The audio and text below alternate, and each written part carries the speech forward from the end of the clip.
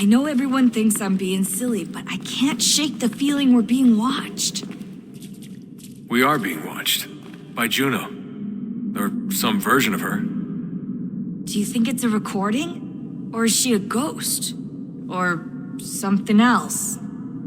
Is she talking to us the way Minerva talked to Ezio? No clue. I mean, who knows what else they were working on down here? There's still so many rooms we don't have access to. But do you think she's like literally down here, waiting somewhere, still alive? Still alive? That's mental. That means she'd be at least 75, 80,000 years old? So powerful, yeah, but not that powerful. They came down here looking for a way to survive. Maybe they found one. Was it weird seeing Cross? What do you mean? It's different for you. You don't know about what happened, I guess. For a long time, he was important to us. He was a different person. Sean said he was a sleeper agent, like Lucy. It was different. She made a choice, but Cross, if you read the files, Abstergo just... They did terrible things to him. Rebecca? You're lucky. We all are. We have people who care about us, who look out for us. He was all alone, and the people he thought he could trust, they used him. Did you know him? No, but I knew Hannah. Who's that? She tried to help him. She trusted him. But there was a raid about a year ago. She stayed behind so the others could escape.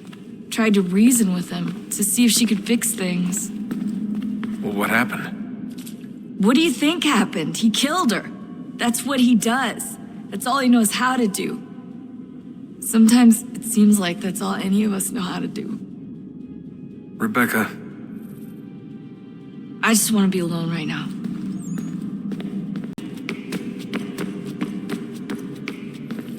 Son, I owe you an apology. I shouldn't have lashed out like that. You have to understand, I've never been very good at this. Never mind that we live rather extraordinary lives.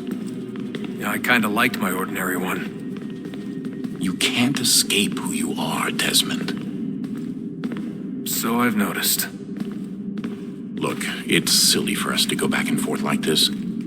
I admit, I did a shitty job raising you. I apologize, I'm sorry. But it's important you understand it didn't come from a bad place. You're my son. I love you. I guess I was so busy trying to make sure nothing bad happened, I didn't consider the consequences. Truce. I can't believe it's taken me so long to ask, but... how's Mom? She's not... No.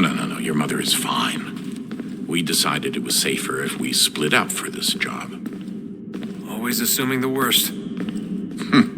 For good reason. Can I at least say hi to her? I'm sorry, it's too risky. Maybe when we're done. Right. When we're done.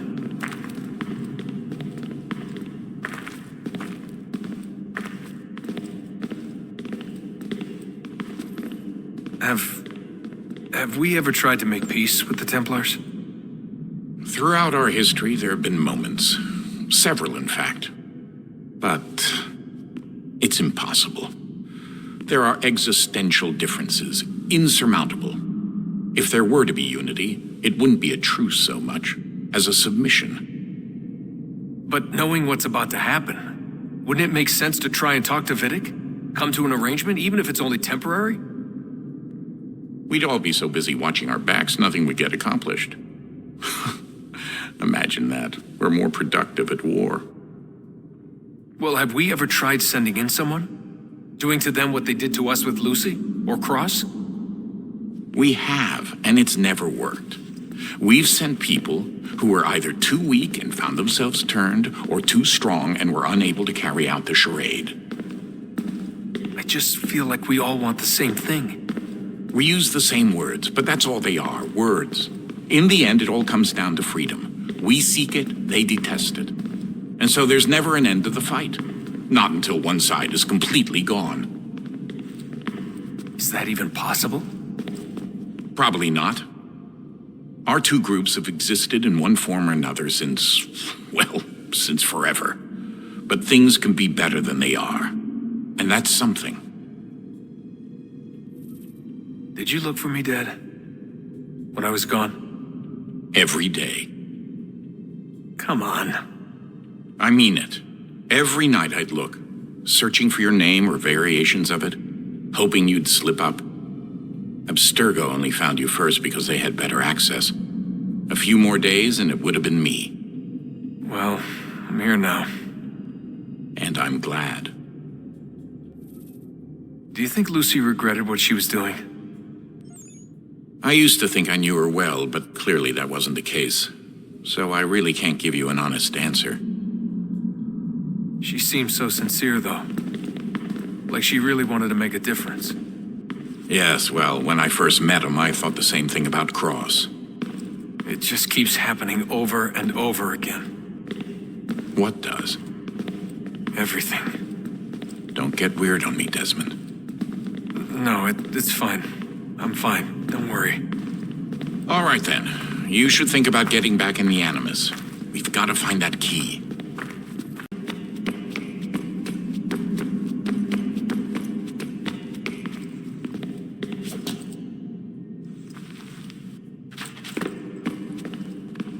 Ah, Desmond, there you are. Can I ask a favor? Maybe? When this is all over, I'd like to try turning the dial back on the Animus. Like, all the way back. To the time of the first civilization. You think it would work? There was no real loss of fidelity when you visited Altair. Then again, that was about 1,000 years ago, and I'm looking at going back at least 70,000 more. Sure, I'd be up for it. It'd be interesting to see what things were like back then. Excellent. I think it would prove most enlightening. So this is how it started. What are you up to? Just brushing up on my American history.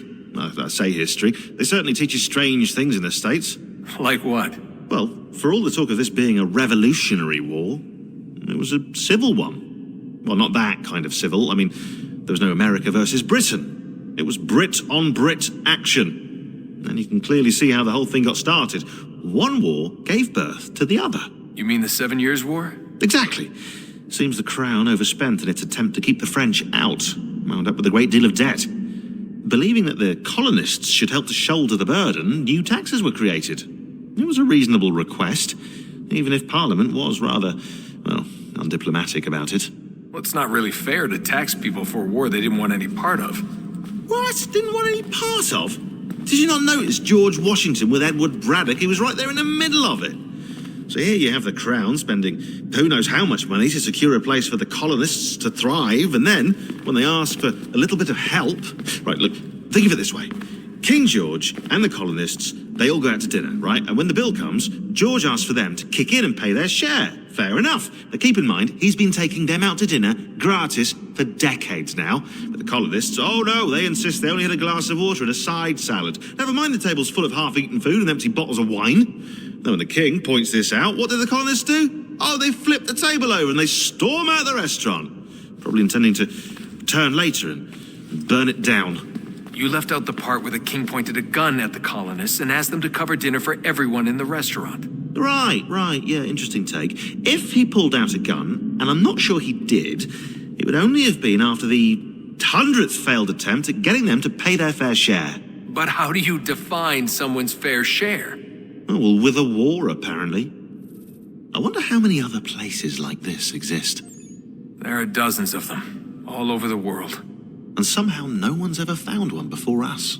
I don't think that's true. Oh? When I was at Abstergo, Vidic talked about silencing discoveries made by non-Templars. And I'm sure Abstergo has dug up plenty. The things they must know. Regretting throwing in with us? No. Just looking forward to when we can finally trounce those bastards so I can dive into their archives. Oh, I think I found a lead on another power source. Later, Desmond. I'm in the middle of something very important right now. That's a rule. Just follow that as a rule.